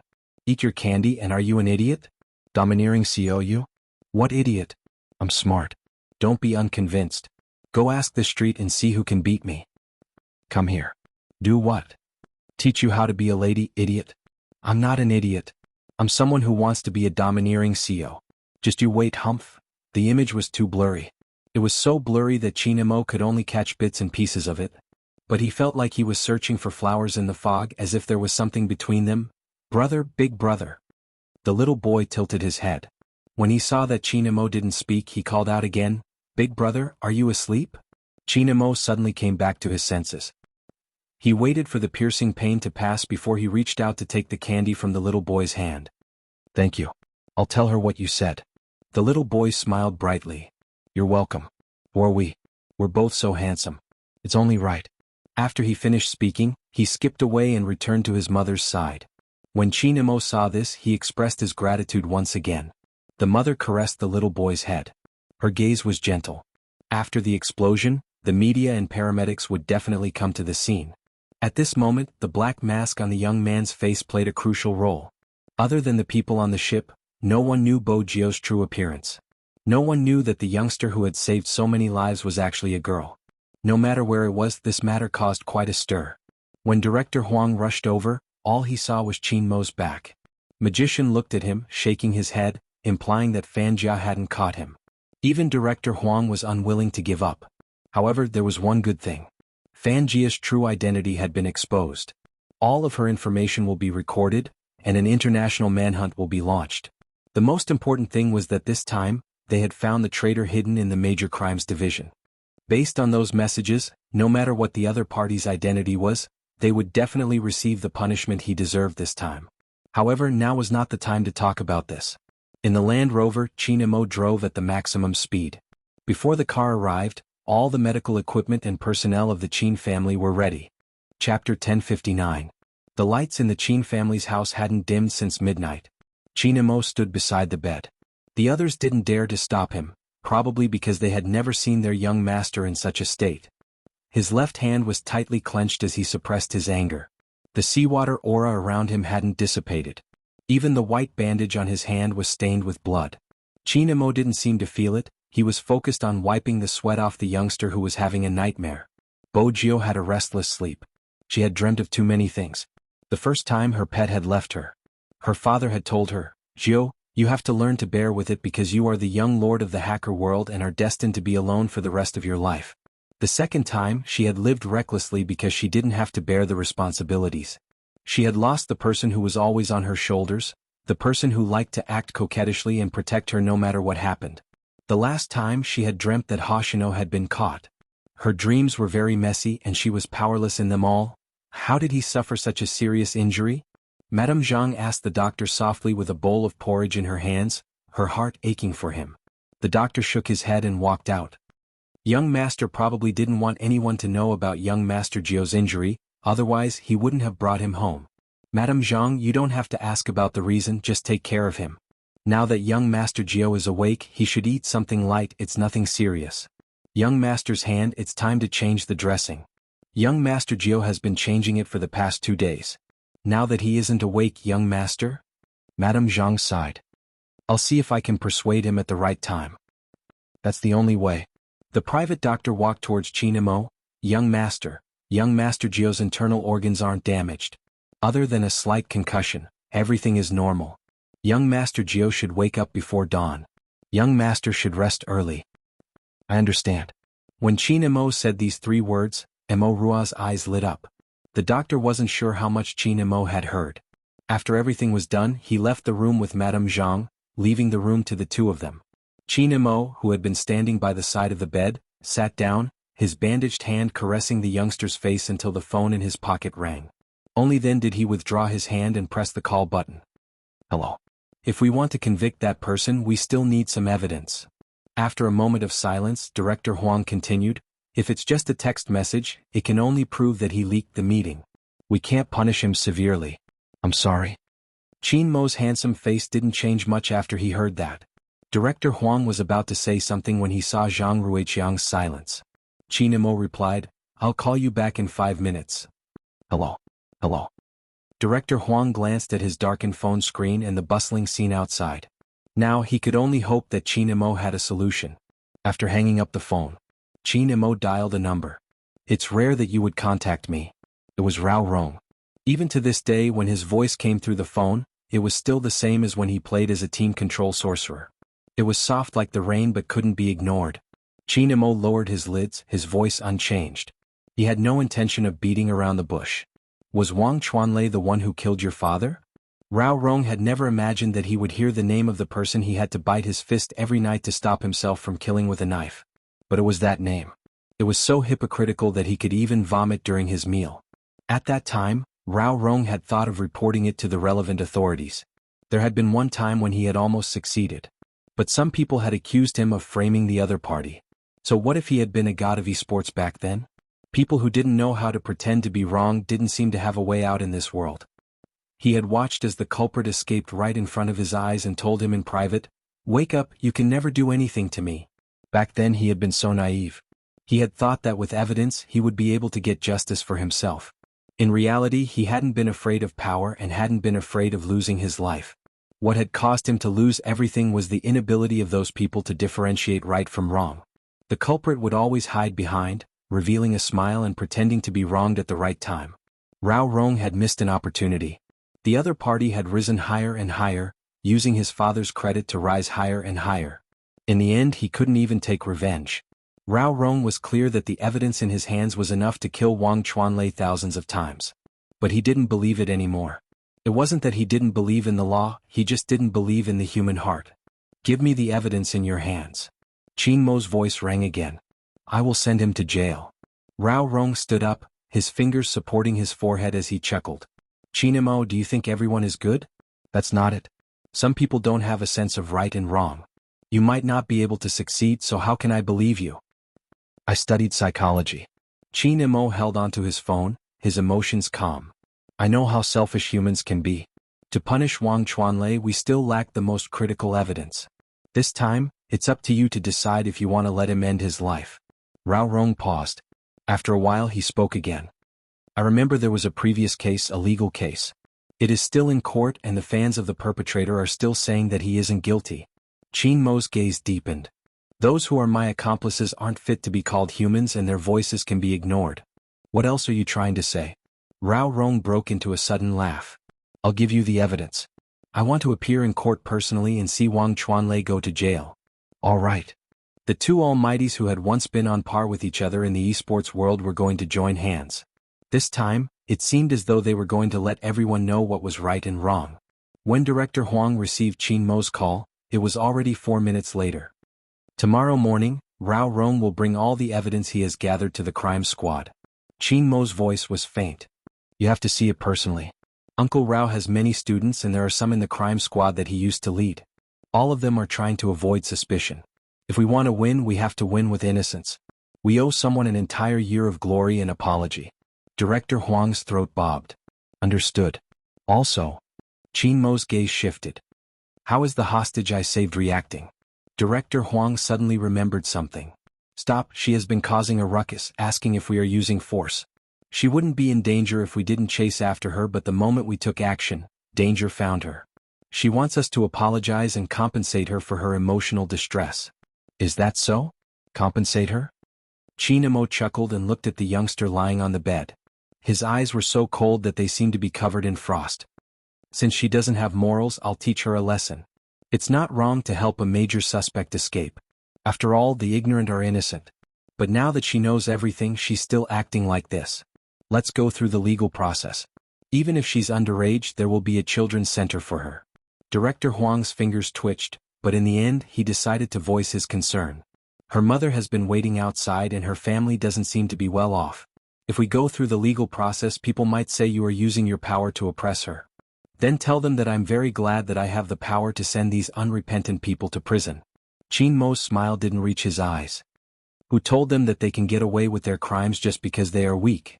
They admit to their crimes and accuse others when they don't admit it. They are inhumane. This has nothing to do with strength, wealth or age.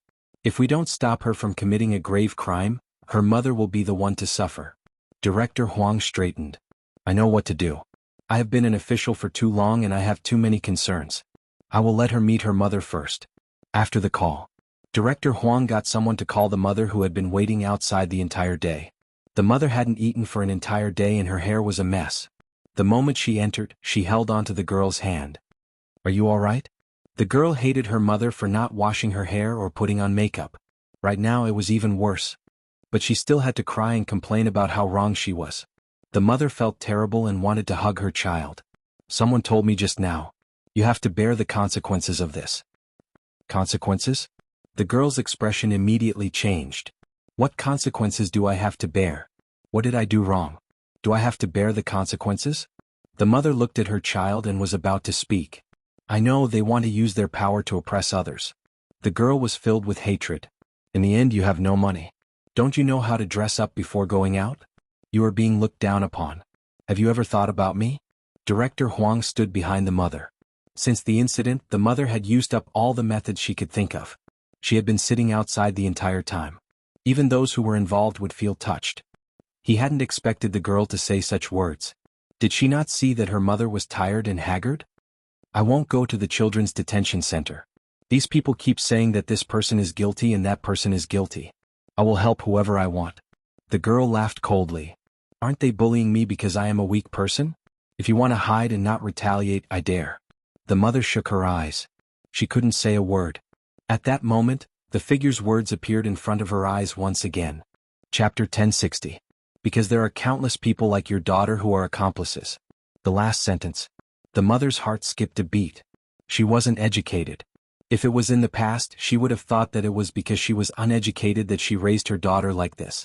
But before this, she had seen the video. The mother of the perpetrator. That person had the same background as her. Many people said that she was doing this to get money. But in reality it was all because of her mother. She understood that the corpse had yet to turn cold, and justice had yet to be served. The one who was hurt was her daughter, so how could she sleep? She didn't even dare to believe that her daughter would defend someone who took away the rights of others.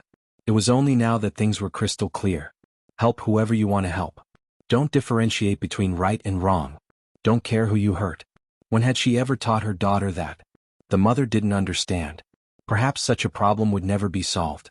That was because the girl was still instigating. Mom, go find them and say that they are bullying the weak. The mother was probably born weak and was used to obeying her daughter. She didn't say a word and just covered her face, tears streaming down her cheeks. Oh right, when you go find them, remember to wash your hair. How many times have I told you to bring a bag outside? Don't let others think that we are poor. If my classmates see it, how can I stay in school? When Director Huang heard this, he couldn't take it anymore. He walked out, his expression never so stern. He looked at the girl with a deep gaze. The girl was caught and was stunned for a moment. Then she did what she had to do. These words were all recorded. The members of the Key Case Investigation Unit felt like their worldview was going to shatter when they heard this. Were they getting old? What was wrong with kids nowadays? How could they not differentiate between right and wrong? You used your weakness to hurt others and don't know how to repent. You aren't just insulting the victim, you are also insulting your mother. Director Huang took a step forward. Why did I arrest you? I put aside my identity to talk to you. It's simple, because you committed a crime. What's more terrifying is your way of thinking. Is being weak the right thing to do? I don't have money, so I want to rob you. I don't have a boyfriend, but your boyfriend is not bad, so I want to rob you. I'm too weak, but you're famous, so I want to rob you. How can you say that I'm wrong? I'm so weak and kind, so if you say that I'm wrong, you're just using your power to oppress me. Hee, child, the most important thing in life is to have a conscience. Obviously you don't have one. If you do too many evil things, retribution will come. With that, Director Huang walked out of the room. The girl was still unconvinced, so she took it out on her mother. Her words became more and more unpleasant. The mother stood there with a blank look on her face. Many people threw away their headphones, unable to continue listening. Director Huang arranged for the mother and daughter to meet to make the mother feel better. Now it seemed that, what a person is like. It has nothing to do with family or upbringing or wealth. It was related to the heart. If it was completely black, there was no way to save it.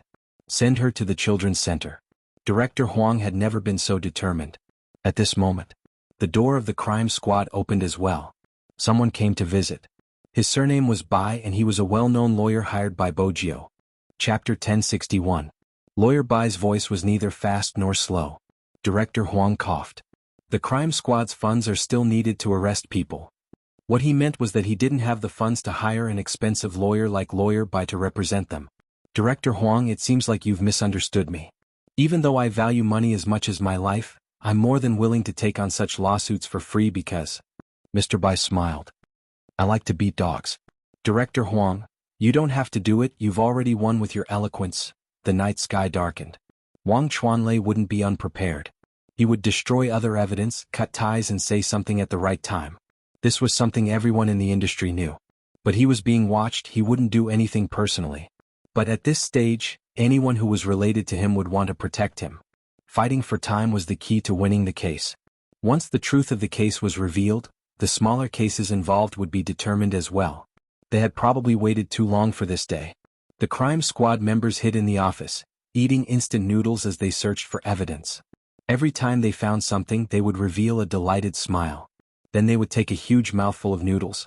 There was nothing more satisfying than that. They had chosen this profession. It was probably for this moment. To send the culprit to jail. Because only by punishing the culprit and restoring the truth could the survivors have hope. In reality, both Rao Rong and the old mother hugging her daughter's corpse. One of them had lost his father while the other had to send off his daughter. Both of them were hanging on by a thread of qi. They couldn't be defeated. They had to persevere. They couldn't allow the culprit to be punished. They couldn't be defeated. The old mother still had someone by her side. But Rao Rong had been relying on himself for the past year. Some people said that they couldn't see the shadow of the youth who had hugged his teammate with one arm, the radiant smile on his face anymore. Indeed, they couldn't see it anymore. All that was left of him was a pool of blood. The blood feud couldn't be appeased if it wasn't avenged. They had probably waited too long for this day. The crime squad members stretched lazily and walked out of the station, planning to calm down for a smoke. Rao Rong was standing outside, wearing a black coat that seemed to have been worn for a long time. Those who knew it looked familiar when they saw it. When they thought about it carefully, they remembered that the person who had led them liked to wear this coat to carry out missions. Rao Rong walked over with one hand in his pocket, his handsome face calm. I'm here to bring you evidence, everything regarding Wang Chuanlei.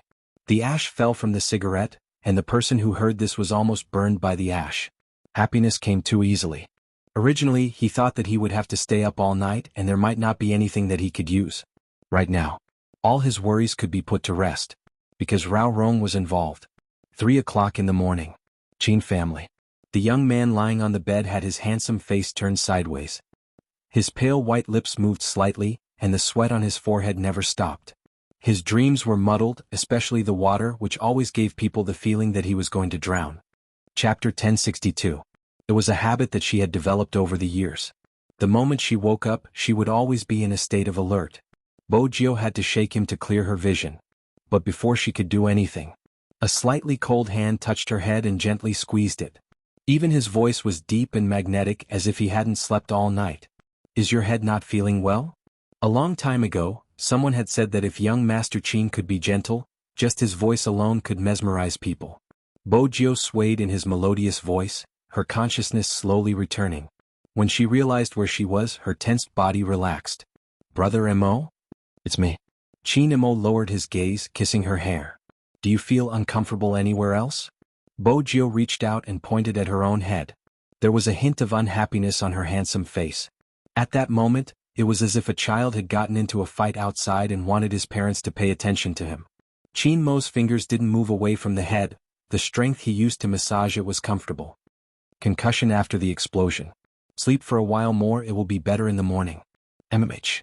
Bojio nodded and fell asleep. That was why he said that he was like a child, asking for candy and then sleeping. This time she slept very comfortably. She held onto Qin Mo's sleeve with one hand. Her hair was wet with sweat, but it didn't affect her handsome face at all.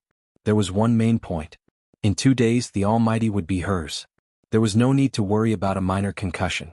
As for the things she was concerned about, Bojio believed the Almighty would be able to handle them. That was true. Qin Mo had never left the youngster's side, but he had been commanding the entire time. Everyone working so hard for so long just for one thing, to send the murderer to prison. Old people often say that the present cannot be compared to their time. Living conditions were better, but people's bravery was gone. If this had happened to them, they wouldn't have had the chance to speak after the crime had been committed. It was because he had an accomplice that Wang Chuanlei believed he had a chance of survival. The two cases were combined into one and then used to finalize the case. Whether the plagiarist only plagiarized or betrayed the original work after plagiarizing might not change the punishment much. But no matter what the truth was, it had to be made public. 7 in the morning. The crime squad tidied up the records and evidence Rao Rong had sent over. 8 o'clock in the morning. Although everyone was tired after a night, there was a spark in their eyes. This time, the members of the Major Crimes Division didn't rest. It could be said that they were all waiting for the same result. Rao Rong walked through the main entrance of the court. After entering, he still saw many people trying to protect him. They kept saying that even if their almighty plagiarized, it wasn't wrong. One case was divided into two sides. Walking in front of Rao Rong was the original novel's mother. She acted as if she hadn't heard the voices around her, and her gaze was firm, because she believed that there would always be a place that would give her justice. When Rao Rong saw this scene, he glanced sideways at the people who were still protecting the criminal. He walked past them, but he had never wished for victory more than now. He had already been suppressed by these accomplices once. This time it wouldn't happen again. He believed that with Chinemo around, I won't let anyone get away with it. He pushed the door open and stood against the light.